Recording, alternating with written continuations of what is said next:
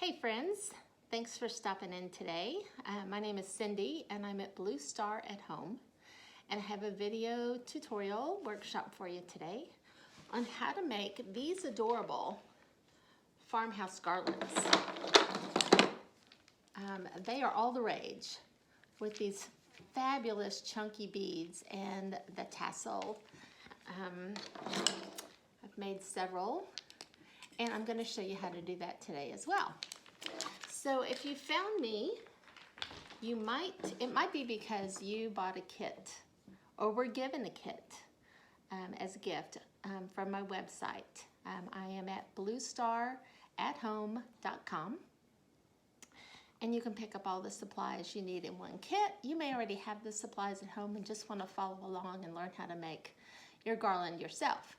So here's what you need. The kit comes with 30 of these 20mm wooden beads.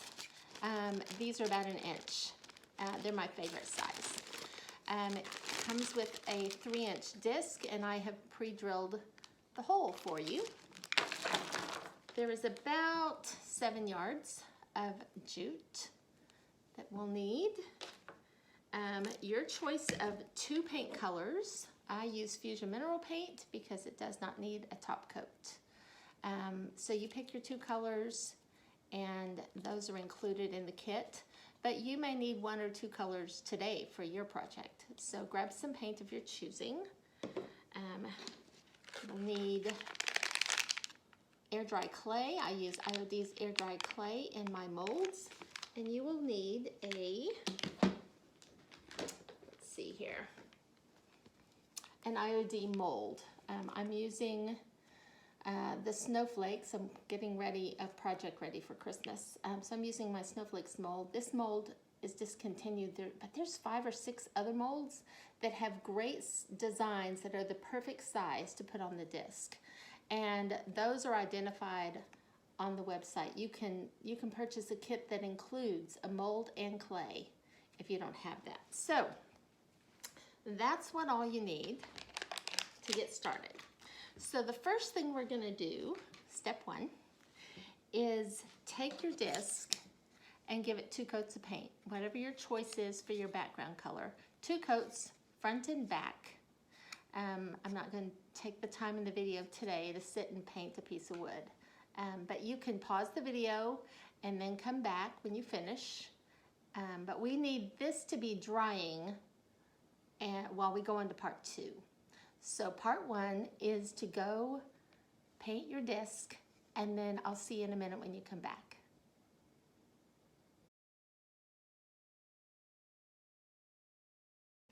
Okay, welcome back. We are ready for part 2. And part 2 is going to be to cast our mold, our applique in our mold.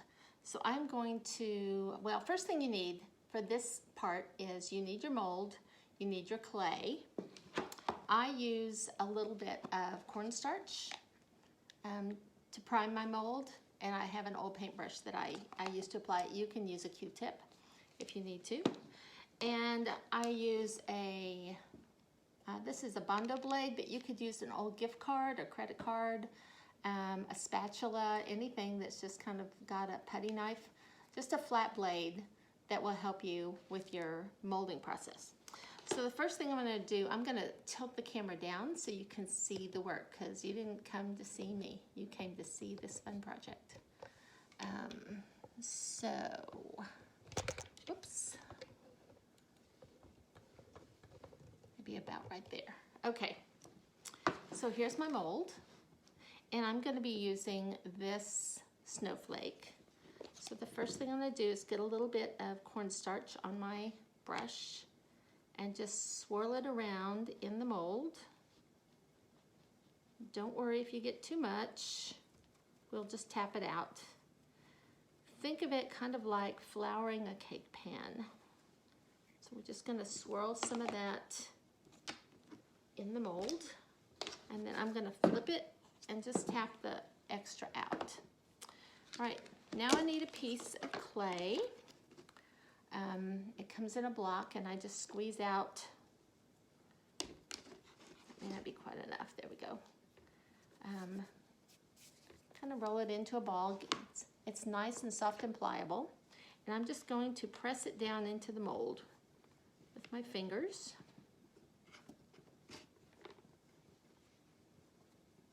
Make sure you get everything covered and filled in. Right.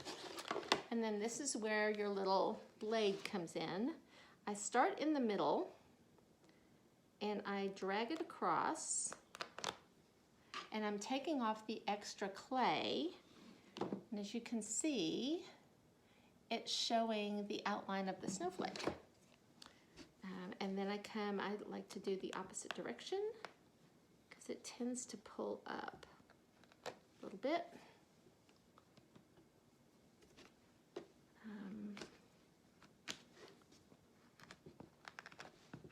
There we go. And any extra clay goes back in with the rest of the clay, and I reuse it. So I keep my clay in this little airtight Tupperware thing. It's got a valve so I can force the air out. You can store your clay in, I found the Ziploc bag doesn't work great by itself. Sometimes I'll wrap a damp paper towel around the Ziploc bag and then put the Ziploc bag in a Tupperware dish. Some people wrap theirs up in saran wrap, plastic wrap, or cling wrap, like press and seal. So lots of ways. You just want to make sure that you're storing your clay airtight so that it's great the next time you want to use it. Okay, so I have my, that's a spot right there, right in there. There we go. The unique thing about the IOD molds is that they have this little lip around the design. If you can see it, you can probably see it right there. It's called a micro rim. And that allows us that when we scrape our clay away with the little blade, this will pop right out. See how easy that popped out?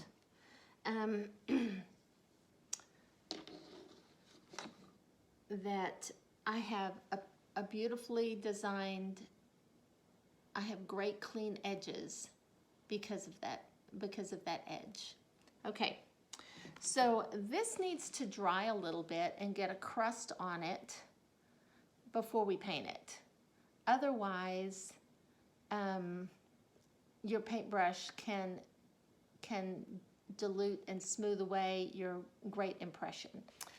So find a place to put this down, and let's see what, and I'm just gonna kind of press, to make sure that it's sitting flat, and I'm gonna leave it. It will take about 20 minutes or so to develop that crust on the outer edge, or you can leave it overnight, or you can come back in a week, whatever your schedule suits.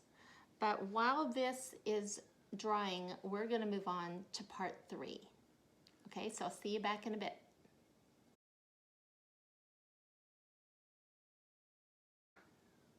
Okay, welcome back. I think this is part 3. We are going to make the tassels for your garland. You should have about 7 yards of jute. You don't have to use jute. You can use baker's twine, you can use string, you can use ribbon. This one I used the jute, but I just took one piece of ribbon and added it in just for a little bit of interest. So lots of possibilities with your little tassels. They're fun. Okay, you need, I use an envelope. You could use a piece of cardboard, but I fold an envelope in half, and this is about the great height to make a tassel. You're gonna need a pair of scissors, and I need you to go borrow the twisty tie off of your loaf of bread, because that will come in handy. And while you're up, grab a paper clip. You'll need both of those. Okay, pause the video, go grab those, and I'll meet you back here in a bit. Okay, so you're back. Here's what we're gonna do. Take your jute. This is the 7 yards of jute. You don't have to cut it, pre-cut it. And we are going to lay the jute down so that the tail matches kind of the bottom edge of the envelope, and we are going to wrap it about 14, 15 times. 1, 2, 3, 4, 5, 6, 7, 8, 9, 10, 11, 12, 13, 14, and I'm going to end back up at the bottom here. And I'm going to take my scissors and cut that off right there. So that's going to be the body of a tassel. I have one tail here in front. I have another one right there in back. Okay, all right. Now this is where your bread tie comes in. So I'm going to take my bread tie and slide it underneath all of the jute and kind of pull it up here to the top of the envelope and just kind of twist it up. And that's going to hold my tassel in place while we do the rest of the work. Okay. I think, let's see, at this point in time, let's slide our scissors in, and we're just going to cut the bottom of the tassel. So now our envelope is free. So I basically have, it looks like doll hair or something, with the twisty tie holding it in the middle. So the next step is going to make the band that will hold the tassel together, and the band will wrap around this upper part. Okay, so with a free end of your jute, I'm going to show you what we're going to do on the tassel, but it's going to be easier if I show you here. I'm going to have a tail that hangs down and a loop that comes up, kind of like that, okay? Let me see if I can get it where you can see it. Tail down, loop up. And then with this extra string, I'm just going to start wrapping it around the tassel. And as I wrap it around, we'll wrap 9 or 10 times. I want to make sure that I keep my loop up. I'm going to wrap just around the neck so I can still see my loop and I can still see my tail. That's what we're going to do on the tassel itself, okay? All right. So my tail is down. I make a loop. Let's see if you can see. There's my loop. See my loop? Okay. And then I'm just going to start wrapping. I need to hold my loop in place. There we go. Around. And 9 or 10 times. 3, 4, 5, 6. And I can still see my loop. See the loop right there? 7, 8, 9. Okay.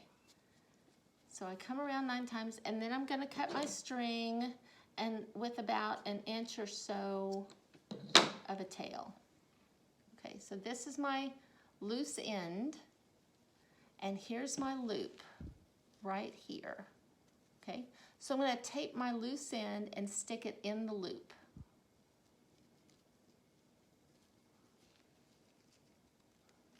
Okay, I'm going to get close so you can see this. Here's my loop, and here's my tail that came up through the loop. All right, see the loop? And my tail came up inside, all right? Now I'm going to come down and find my tail that I had hanging down. It's right here. All right.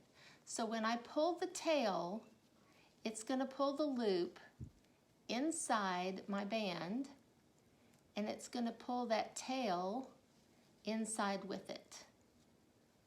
Okay? And then if I have a little bit left over, I can just trim that off. But now my loose end is secure inside the band, right? There we go. That's it. There's my tassel. You can soak this in water and wrap it up or put rubber bands around it or something if you want to tame your tails. I kind of like it natural, but you can shape it if you want to. Okay, before we take the green tie off, we are going to untwist it. And in one end, I'm going to just fold it over and make a little hook like that. And I'm going to take the end of my jute and kind of stick it in there. I'm going to flatten the hook so it kind of holds my jute. And I'm going to use that kind of as a needle to thread my jute through the loop at the top of my thing. So I pull that through and I'm done with the twisty tie. You can give it back to the bread and say thank you. Okay, so now I have strung my jute through the top of my tassel, and I'm going to come around and tie a double knot. So just an overhand knot once, and then twice. So I have a great little double knot on the top. Don't cut off your tail. We're going to use that later, okay? So that's all there was to making our tassel. Right? So you should have your tassel attached to the rest of your jute now. Okay? We're going to set that aside because we need to do a little bit more painting. Grab your applique. It should have a crusty finish on top.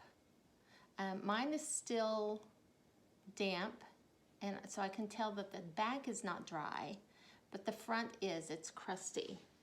This is one that I cast a few weeks ago, and you can I don't know if you can tell, there's a little difference in color on the back. When they're completely dry, it gets more of a chalky. So this one's completely dry, but this one is still a little damp and pliable. It's fine, as long as there's a crust on here. This is ready to paint. So you need to give this 2 coats of paint, your paint color choice. And you have a couple of options. You can paint your background one color and your applique a different color. Whoops. Or you can paint you can paint them both the same color and do a monochromatic kind of look. So whatever suits your fancy. But it's time to paint your applique, 2 coats of paint. All right. So pause the video, and I'll see you back here in a bit for step 4.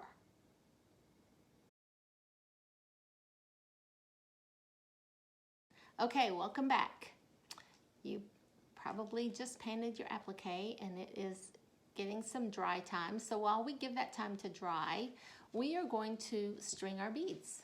So this is the string that has the tassel on one end, and I'm going to come down to the other end and just start stringing beads.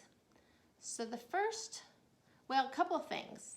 If you want to put a little piece of tape on the end to kind of act as a needle of sorts to make it easy to go through, you can.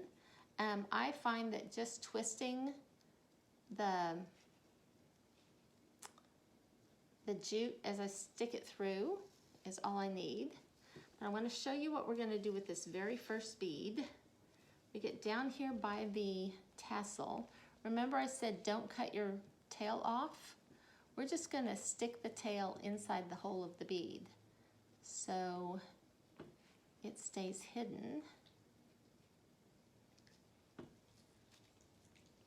And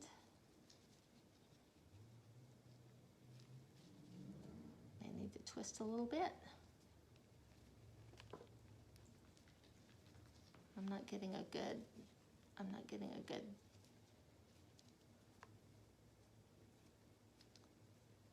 try that again.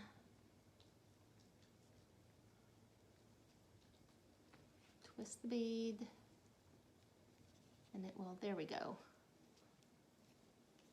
It will thread on up there.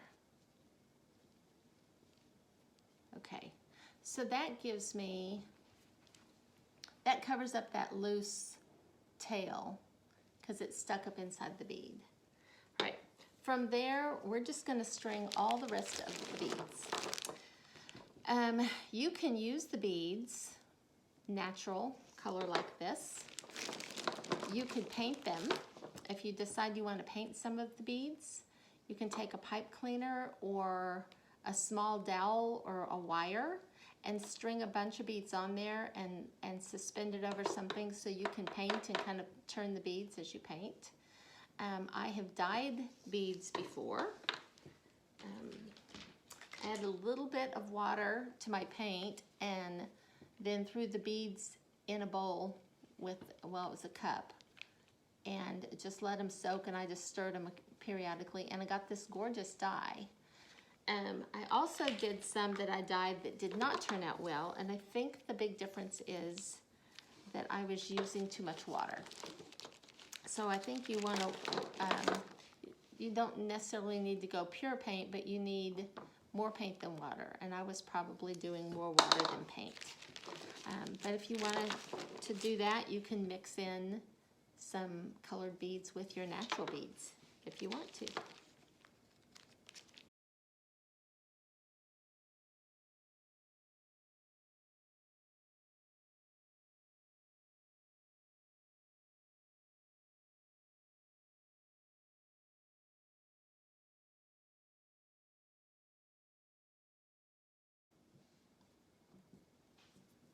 Okay, if you need to, if your end gets frayed, you can give it a fresh cut and keep threading. So I think I have all of my beads now strung on my tassel. Okay, all right, we are going to go on to the next step. So to keep the beads from coming off, I just take a paper clip and clip it right there at the end of my string, and that will hold them in place while we go on to step 5.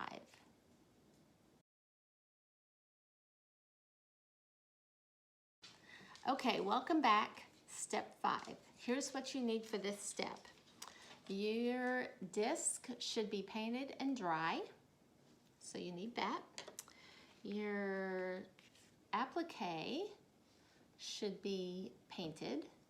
It may still be damp on the back, and that's okay. But it needs to have had your 2 coats of paint. You're gonna need your glaze. If you bought the kit, you'll have a little bottle of antiquing glaze. If you're working with supplies at home, you could use a glaze or a wax. I'm gonna be using some of Fusion's clear glaze. Let's see, there we go. It's the clear glaze, and it's great because you can add any paint color to it and make any color glaze you want. I'm gonna be using a little bit of that with the metallic vintage gold. And I'll show you, when I open this up, how thick the metallics are. They are just a thicker paint. So I always use glaze with this, even if I'm just painting with it. It just is too thick. So I'm just gonna get a little bit on my brush, and I put some glaze on a plate, and I'm gonna mix those up to make a metallic glaze. There we go. All right, so I'm gonna angle this down so you can see. There we go. All right, so there's my snowflake with 2 coats of paint. Getting a glaze, let me see. It's a glare there, that's better, I think. Okay, so 2 coats of paint. So I'm just gonna take this glaze, and I'm gonna brush it all over the surface and make sure that I dab it into all of the crevices and the grooves and the detailing all the way around, because that's what's going to set off all of that detail as accents. I'm going to come around and get all my sides.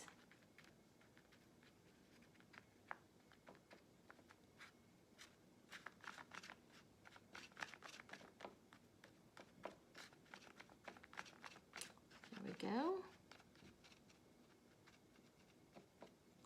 Okay, so completely covered in glaze. And now I'm going to wipe off the excess. You can use a soft cloth, you can use a paper towel. I like to use a baby wipe. Get that out of the way. And I'm just going to come back and wipe over it.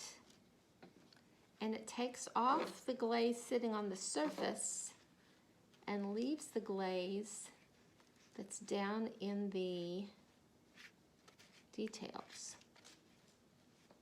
The other thing you can do to get this technique is just to take paint and water it down. For small projects like this, that works great. I would not do that on furniture. It dries too quick. Okay, so there we are, a little glazed snowflake. So pretty. Okay, last step is you need some glue. I like tacky glue. You can use Titebond. I prefer a glue that has some thickness to it. And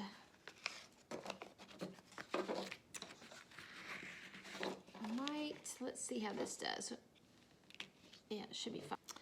Okay, I'm going to spread glue on the back of my snowflake, and you want to make sure that you get all of the edges so that they stick down well and don't kind of curl up. I will use, sometimes I'll use a Q-tip, sometimes I'll use my finger, but just want to get glue spread all over the back. And once that's there, then we are going to glue our snowflake on our disc.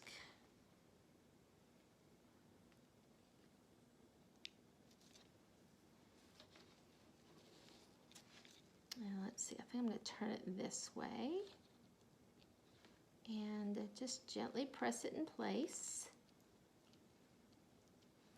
My glaze is a little bit sticky, but that's okay. If you want to wait until your glaze or paint is dry to glue it on, you certainly can. But that's it. It's on. Isn't that pretty? I love the metallic look. I had not done that before with this project, and I think that's going to add some pretty bling for the holidays. So that brings us to, where are we? Step 6, the last step. If you need to kind of smooth out the hole on your disc, you can.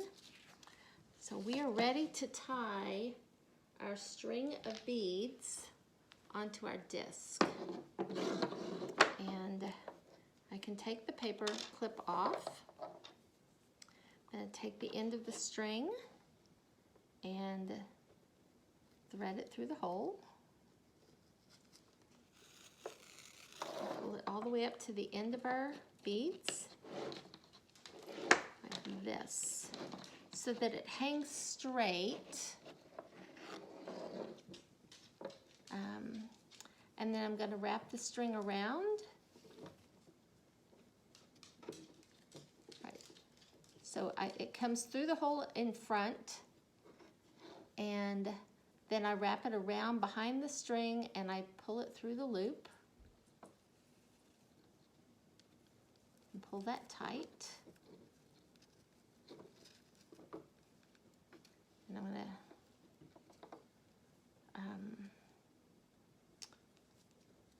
do that again. I'm going to tie another little knot right there.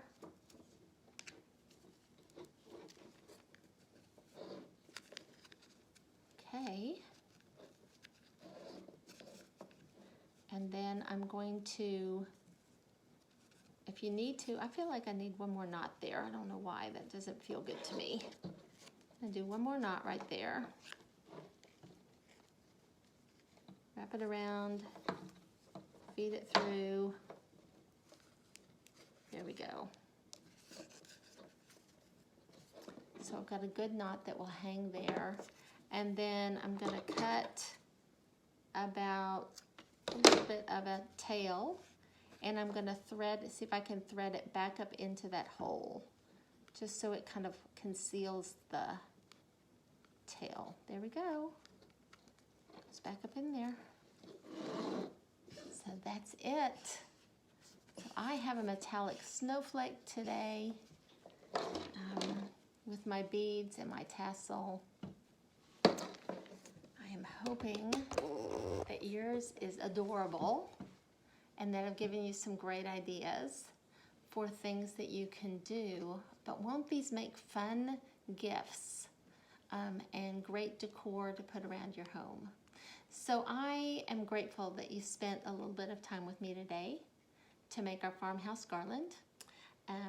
Again, my name is Cindy. I'm at Blue Star at Home on Facebook, on Instagram, and bluestarathome.com, where I carry the Iron Orchid designs, pieces, the molds, the stamps, the transfers, and all of the Fusion Mineral Paint line. And I am happy to answer questions. If you have an idea that you want to share, you want to shoot pictures, and I will shout it out to the world on my Facebook page if you want to show me what you've done today. That would be awesome. So thanks for hanging with me today. I hope you enjoyed your project. Have a great day. Bye-bye.